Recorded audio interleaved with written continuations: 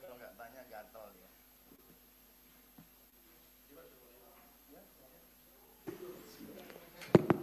Bismillahirrahmanirrahim. Assalamualaikum warahmatullahi wabarakatuh. Selamat malam teman-teman semuanya. Malam hari ini KPK kembali akan menyampaikan perkembangan perkara dugaan suap pengurusan perkara di Mahkamah Agung. Sebagaimana kemarin sudah kami sampaikan ya, setelah KPK menetapkan seorang tersangka 10 jumlahnya, yang kemudian sudah dilakukan penahanan 9 orang, dan hari ini KPK kembali menahan satu tersangka yaitu atas nama IDKS. Nanti akan dibacakan poin-poinnya oleh Pak Karyoto selaku Deputi Penindakan, dan berikutnya kami persilahkan teman-teman bertanya terkait dengan perkembangan dari penanganan perkara ini, ataupun kalau ada, kami juga persilahkan terkait dengan perkara-perkara yang sedang ditangani oleh KPK ya, karena kemarin sebenarnya teman-teman juga sudah banyak pertanyaan dengan beberapa perkara yang sedang ditangani oleh KPK, namun kami tidak batasi teman-teman untuk bertanya kembali pada hari ini terhadap hal-hal lain yang berhubungan dengan perkara. Kami silakan Pak Karyoto untuk menyampaikan beberapa poin dimaksud. Bismillahirrahmanirrahim. Assalamualaikum warahmatullahi wabarakatuh. Selamat malam. Salam sejahtera untuk kita semua. Rekan-rekan jurnalis dari berbagai media yang saya hormati dan masyarakat Indonesia yang saya cintai dan saya banggakan. Pada malam hari ini adalah lanjutan dari penyidikan yang menyangkut Hakim Agung di Mahkamah Agung, yaitu. Dan satu orang tersangka yang hadir pada siang hari ini adalah satu dari 10 tersangka yang telah ditetapkan. Tersangka itu adalah IDKS. IDKS dia adalah swasta, debitur Koperasi Simpan Pinjam ID.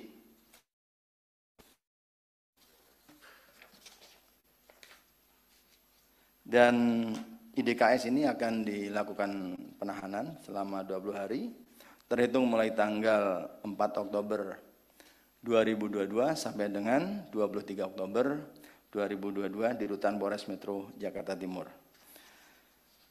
Konstruksi perkaranya yang pertama adalah peran dari IDKS adalah sebagai orang yang melakukan gugatan, ya, orang yang melakukan gugatan dan orang yang memberikan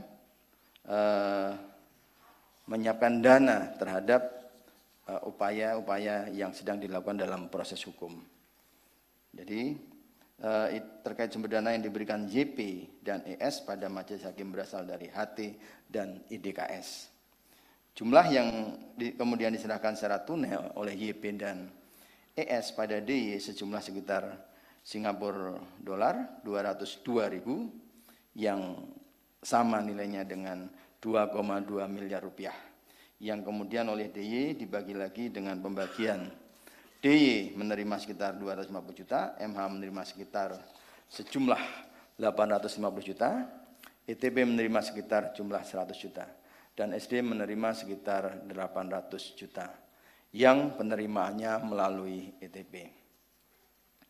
Kemudian terhadap IDKS disangkakan sebagai pemberi, melanggar pasal 5 ayat 1 huruf A atau huruf B, pasal 13 atau pasal 6 ayat 1 huruf A Undang-Undang Nomor 31 tahun 1999 tentang pemberantasan tindak pidana korupsi sebagaimana telah diubah dengan Undang-Undang Nomor 20 tahun 2001 tentang perubahan atas Undang-Undang Nomor 31 tahun 99 junto pasal 55 ayat 1 ke 1 KUHP.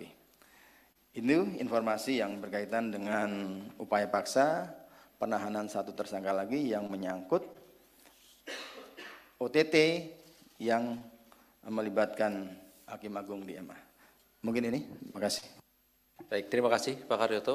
Jadi pada prinsipnya 10 orang tersangka saat ini sudah dilakukan penahanan seluruhnya, dan berikutnya proses penyidikan terus dilakukan, pengumpulan bukti, pemanggilan saksi. Nanti perkembangannya kami akan sampaikan ya mengenai siapa saja saksinya. Pada prinsipnya tentu pihak-pihak yang diduga mengetahui rangkaian perbuatan dari para tersangka untuk kemudian menjadi lebih jelas dan terangnya perbuatan dimaksud. Silakan 3 orang penanya, kalau ada kami beri kesempatan. Oke, Mas Chandra, Yogi, terakhir Mas Mario ya, mungkin Mas Mario ya.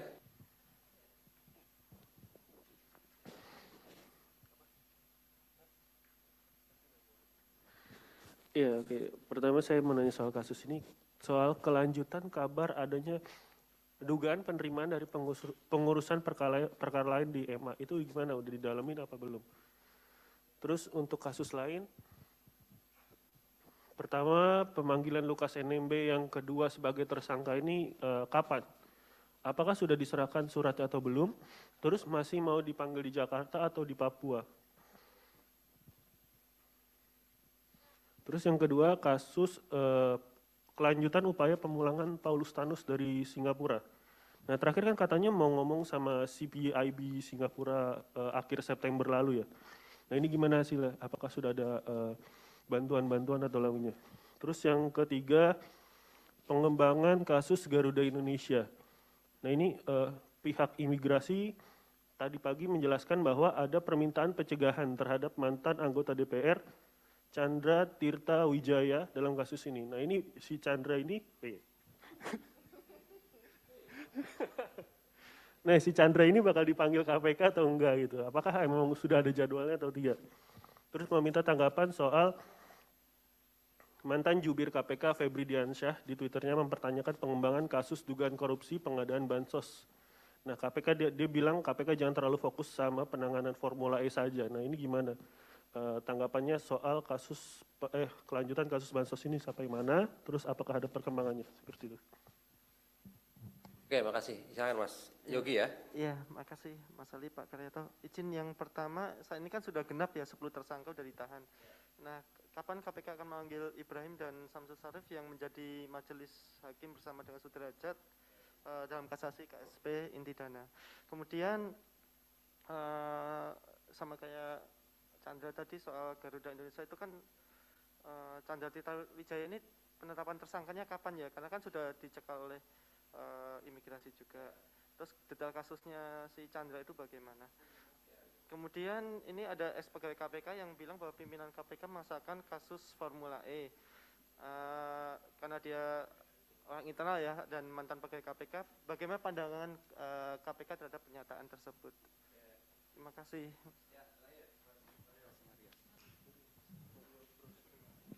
Ya, makasih.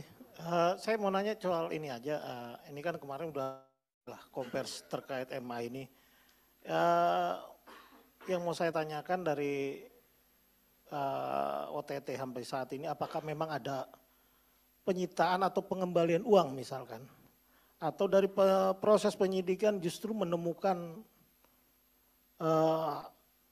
dana lain atau aliran lain. Nah, untuk yang kedua, kalau tadi soal hakim dipanggil, nggak mungkin sekelas hakim yang sekarang sudah tidak agung ini tidak memiliki atasan yang untuk dikonfirmasi minimal soal bagaimana tupoksi seorang hakim agung. Artinya KPK kapan punya niatan panggil atau mengkonfirmasi ketua MA lah terkait kasus ini. Ini kan levelnya udah cukup tinggi. Nah, yang kasus lain Mas Ali, Pak Deputi, ini saya mau nanya nih, agak sedikit bingung karena pergantian pemimpin, pergantian juga modelnya agak bingung aja saya. Yang mau saya tanyakan terkait, contoh aja nih, soal kasus Garuda. Sudah bisa dikonfirmasi bahwa ini penyidikan, terus kemudian sudah bisa dikonfirmasi adanya orang yang dicegah. Apa bedanya dengan kasus LNG?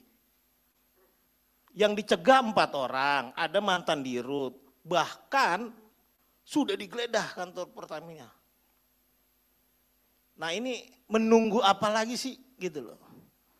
Atau memang karena tidak, dia hitungannya bukan memiliki kecepatan seperti Formula E sehingga yang lain lambat naiknya atau gimana? Ya, oke Mas Mario. Ya belum, masih baru satu Mas, itu pertanyaan baru satu.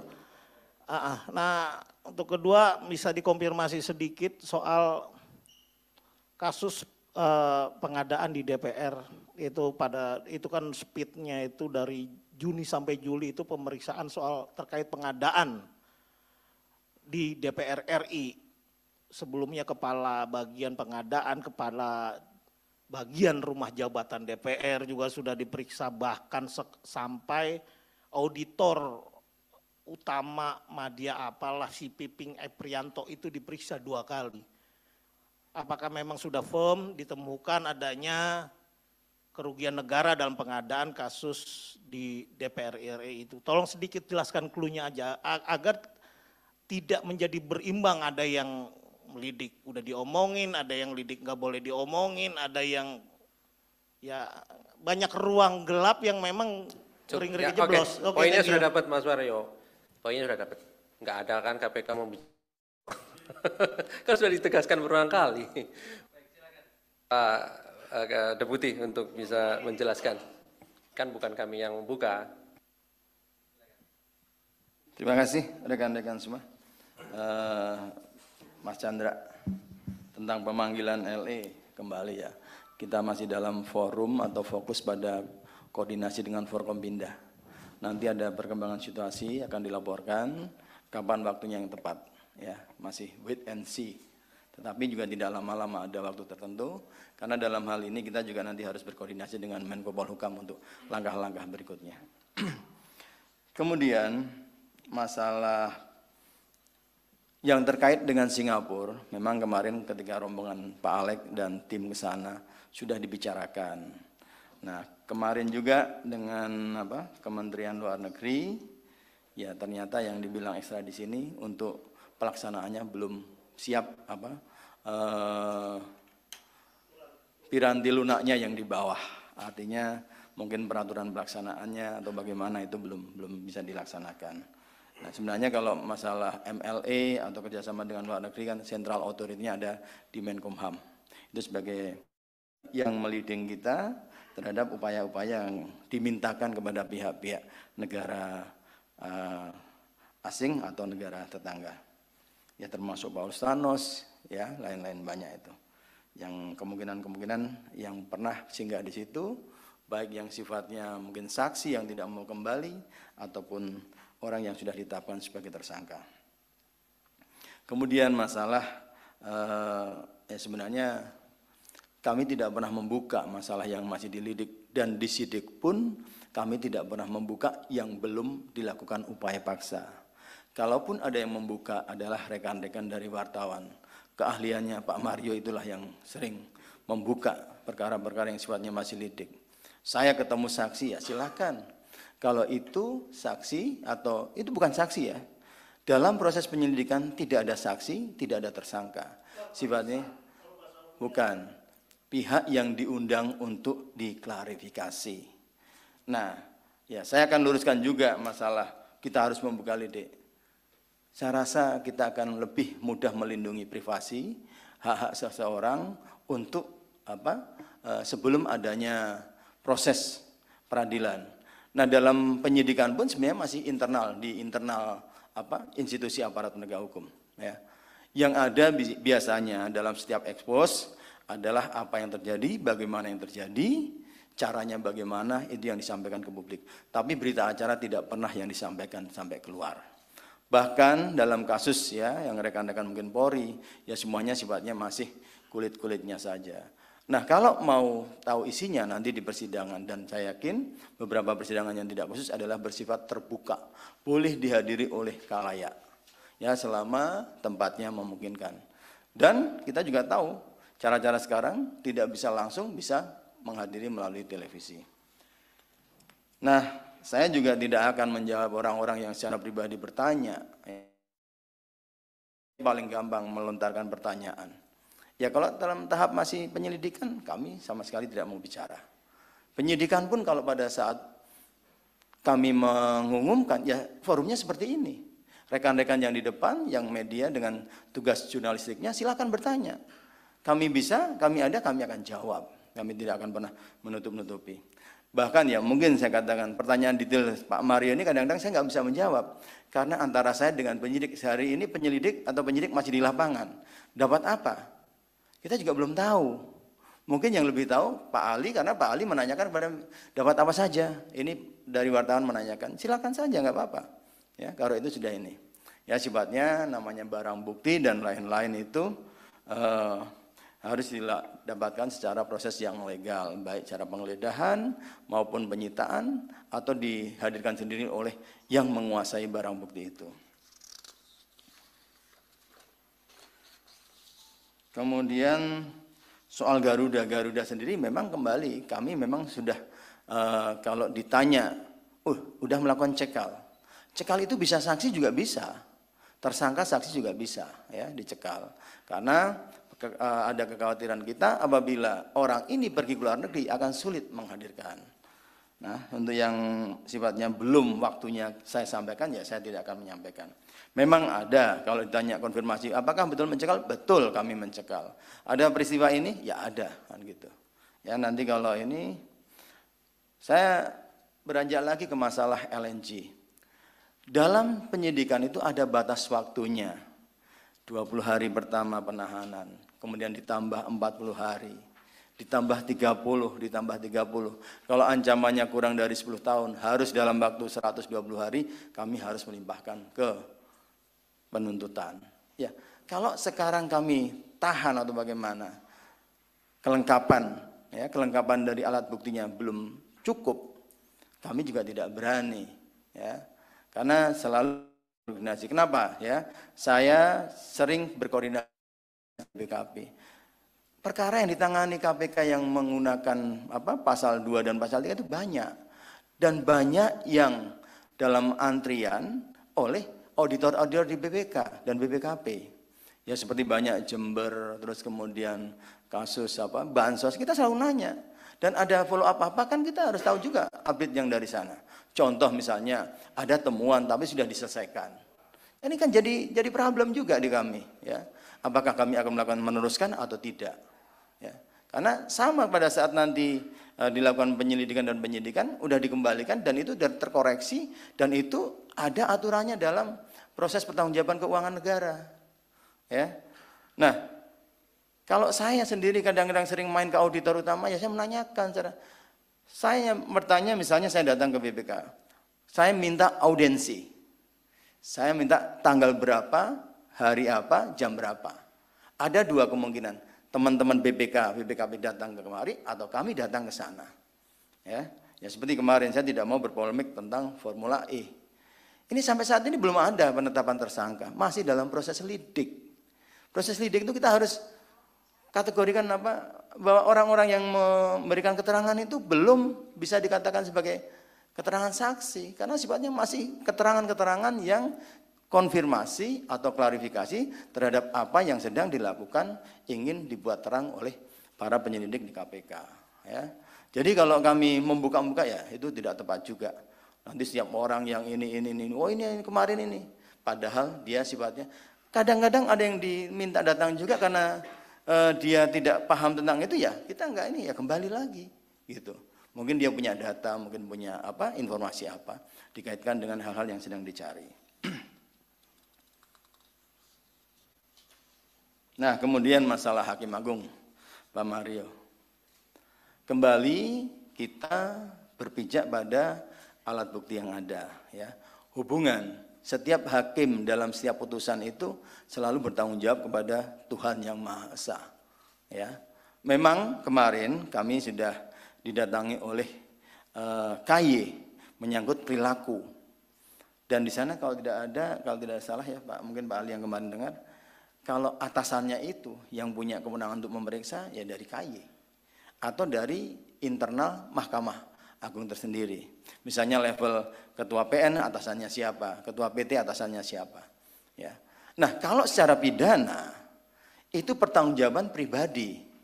Mungkin hakim menerima sesuatu atau berbuat sesuatu dalam hal kaitannya tindak pidana. Kalau itu layak sebagai tersangka atau saksi ya akan kami panggil.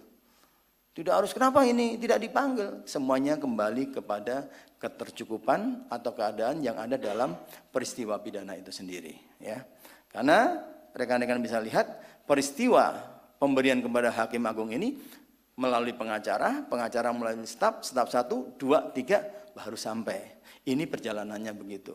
Kalau tiba-tiba ada mungkin dari yang kemarin, rekan-rekan juga sudah paham dengan kasusnya Nur Hadi ya.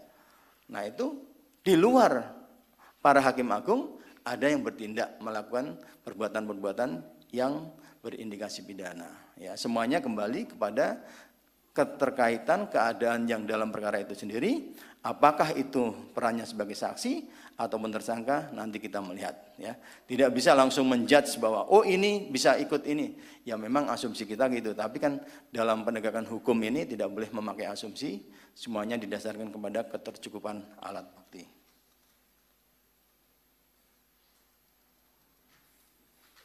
Kembali yang masalah LNG memang kita masih bukan terkendala karena rekan-rekan di BPK maupun BPKP itu punya kesibukan dan punya target. Mereka melakukan pemeriksaan secara rutin dan mereka juga banyak melayani APH. Kemarin selalu saya sampaikan servis atau kemampuan pelayanan BPK itu kalau tidak salah 100 produk kepada aparat penegak hukum. Aparat penegak hukum itu banyak sekali.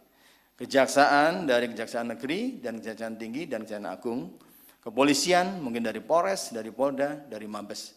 Nah, salah satunya adalah KPK, kalau KPK hanya KPK sendiri. Nah, itu dalam waktu antrian, kenapa kami sering datang ya selalu menanyakan bagaimana progresnya. Itu ya. Jadi tidak bisa kenapa sudah lama dilakukan penyidikan penggeledahan belum dilakukan penahanan. Kami bermain dengan waktu, kami bermain dengan kitab Undang-Undang Hukum Acara Pidana. Bagaimana penegakan hukum ini yang diatur dalam hukum acara pidana.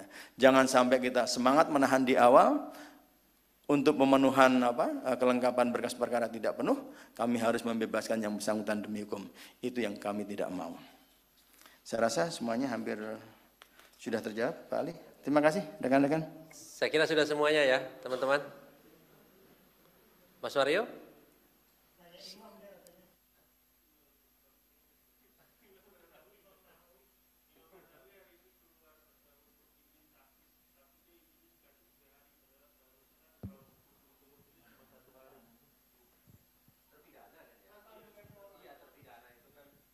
Terpidana itu kan tidak ada kaitannya, lapas ya. Itu menjadi wewenang lapas begitu ya, tapi memang yang kemudian melakukan eksekusi kan KPK ya. Ketika sudah dilakukan eksekusi maka pembinaan itu sepenuhnya ada di lapas, di Kementerian Hukum dan HAM begitu ya. Nah, nanti mungkin bisa dikonfirmasikan ke sana apakah ada alasan hukum yang memang benar dibolehkan untuk keluar gitu ya, Mas Andrea ya.